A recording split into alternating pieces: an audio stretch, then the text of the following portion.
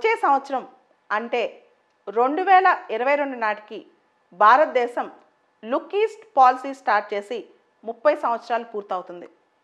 కేంద్ర ప్రభుత్వంలో పివి నరసింహారావు గారు ప్రధానమంత్రిగా ఉన్నప్పుడు ఈ పాలసీ ఇనిషియేట్ చేశారు. అసలు లుక్ ఈస్ట్ పాలసీ అంటే మనం స్పెసిఫిక్గా భారతదేశానికి తూర్పు వైపున ఉన్న దేశాలతో సత్సంబంధాలు, స్ట్రాటజిక్ రిలేషన్స్ ఏర్పరచుకోవటం. ముఖ్యంగా ముందుగా మనం ఆసియాన్ దేశాలతో ఎక్కువగా సంబంధాలు స్టార్ట్ చేసాం. అయితే ఈ లుక్ ఈస్ట్ పాలసీ స్టార్ట్ చేసినప్పుడు ఎందుకు ప్రధానంగా స్టార్ట్ చేసాం, దాని ఆబ్జెక్టివ్ ఏంటి అంటే, one of the important objective ఈశాన్య రాష్ట్రాలు, భారతదేశంలో నార్త్ ఈస్ట్ స్టేట్స్ని కూడా ఈ లుక్ ఈస్ట్ దేశాలతో, ఆసియాన్ దేశాలతో కనెక్ట్ చేసి వాటిని కూడా డెవలప్ చేయటం, దాంతోపాటు చైనాని చెక్ పెట్టడం, ట్రేడ్ టూరిజం పెంచడం, మలక్కా స్ట్రైట్స్లో ఫ్రీడమ్ ఆఫ్ నావిగేషన్ ప్రమోట్ చేయటం, ఇలా లుక్ ఈస్ట్ పాలసీకి చాలా రిలవెన్స్ ఉందన్నమాట. అయితే లుక్ ఈస్ట్ పాలసీ స్టార్ట్ అయ్యి 30 సంవత్సరాలు అయిందా అనిపించే విధంగా చాలా ఫాస్ట్గా మనం డెవలప్మెంట్ ఆసియాన్ దేశాలతో, దాంతోపాటు భారతదేశానికి తూర్పు వైపున ఉన్న దేశాలతో సంబంధాలు మెరుగుపరుచుకుంటూ వచ్చాం. 1992లో లుక్ ఈస్ట్ పాలసీ స్టార్ట్ చేసినప్పుడు ఆసియాన్ దేశాలతో సెక్టోరల్ డైలాగ్ పార్ట్నర్షిప్ స్టార్ట్ చేసాం. 1995లో ఫుల్ డైలాగ్ పార్ట్నర్షిప్ స్టార్ట్ చేసాం. 1996లో భారత్ ఏషియన్ రీజనల్ ఫోరంలో మెంబర్ అయింది. 2002 నుంచి భారత్ ఆసియానికి శిఖరాగ్ర సమావేశాలు స్టార్ట్ అయ్యాయి 2002 నుంచి. తర్వాత 2005లో ఈస్ట్ ఏషియా సమ్మిట్ స్టార్ట్ అయింది. 2006 నుంచి భారతదేశం ఈస్ట్ ఏషియా సమ్మిట్ సమావేశాలకు మెంబర్గా అటెండ్ అవుతోంది. తర్వాత ఆసియాన్తో free trade agreements. So India ASEAN relationship చాలా ఫాస్ట్గా ముందుకెళ్తోంది, దానిలో డౌటే లేదు. అయితే ప్రస్తుతం ఏంటి, ఇండో పసిఫిక్ రీజన్ అనేది గ్లోబల్ పాలిటిక్స్లో కీ రోల్ ప్లే చేస్తుంది. అట్లాంటిక్ నుంచి పసిఫిక్ వైపుకి ప్రపంచ రాజకీయాల దృష్టి మారింది, ప్రపంచ రాజకీయ నేతల దృష్టి కూడా మారింది. సో ఈ సమయంలో ఈ రోజున వర్చువల్గా 16th ఈస్ట్ ఏషియా సమ్మిట్ జరిగింది. ఈ వర్చువల్ సమ్మిట్కి మన ప్రధాని మోడీ గారు ఆన్లైన్లో అటెండ్ అయ్యి తన స్పీచ్ ఇచ్చారనమాట. ఈ ఈస్ట్ ఏషియా సమ్మిట్ని వర్చువల్గా హోస్ట్ చేసింది బ్రూనై దేశం.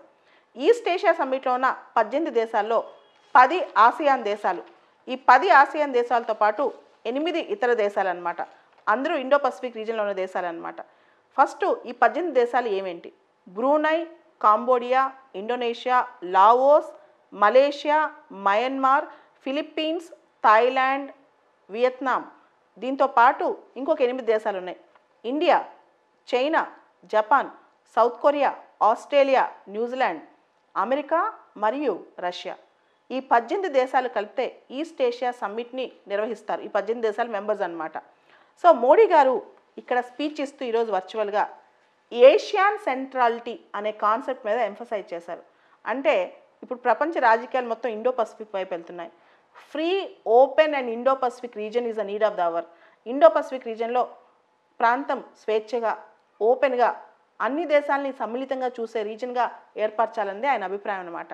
దాంతోపాటు ఆయన ఇక్కడ ఫ్రీడమ్ ఆఫ్ నావిగేషన్ కానీ, ముఖ్యంగా సౌత్ చైనా సీ ఇష్యూస్ సంబంధించి, respect for international law, rule based international architecture, terrorism సంబంధించి అనేక అంశాలు మాట్లాడారు. దాంతోపాటు భారతదేశం ఆత్మనిర్భర్ భారత్ దిశగా వెళ్తోంది.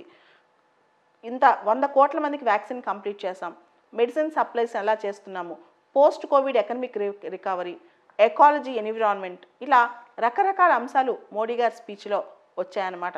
చాలా అద్భుతంగా ఈ స్పీచ్ కొనసాగిందని కూడా చెప్పొచ్చు. అయితే ఈ ఈస్ట్ ఏషియా సమ్మిట్ అనేది ఒక ఇంపార్టెంట్ ప్లాట్ఫామ్గా మారింది. ముఖ్యంగా 2 ఇనిషియేటివ్స్ ఈ రీజన్లో ఉన్నాయి. ఒకటి Asian outlook on Indo Pacific, Asian outlook on Indo Pacific. రెండోది Indo Pacific region, Indo Pacific ocean initiative అని. ఈ 2 ఇనిషియేటివ్స్ని కన్వర్ట్ చేస్తుంది ఈ ఈస్ట్ ఏషియా సమ్మిట్. ఒకటి Asian outlook on Indo Pacific, రెండోది ఇండో పసిఫిక్ ఓషన్ ఇనిషియేటివ్. ఈ 2 ఇనిషియేటివ్స్ని కన్వర్ట్ చేస్తుంది ఈస్ట్ ఏషియా సమ్మిట్.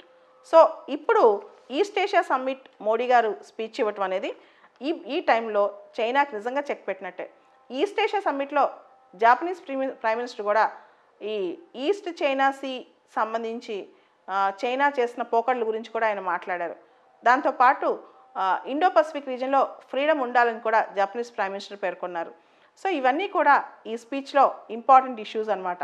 ఇక్కడ ఇంకో అద్భుతమైన విషయం ఏంటంటే ఫస్ట్ టైం 2017 తర్వాత అమెరికన్ ప్రెసిడెంట్ ఈస్ట్ ఏషియా సమ్మిట్లో పార్టిసిపేట్ చేయటం.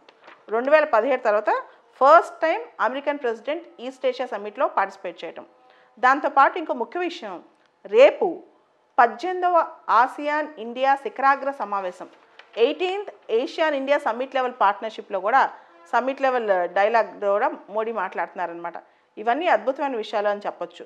సో ప్రస్తుతానికి మోడీ గారు మాత్రం ఆర్థిక వ్యవస్థ, ఎన్విరాన్మెంట్ బ్యాలెన్స్ చేసి సస్టైనబుల్ డెవలప్మెంట్ అనే కాన్సెప్ట్ని కూడా ఈ స్పీచ్లో మాట్లాడారు.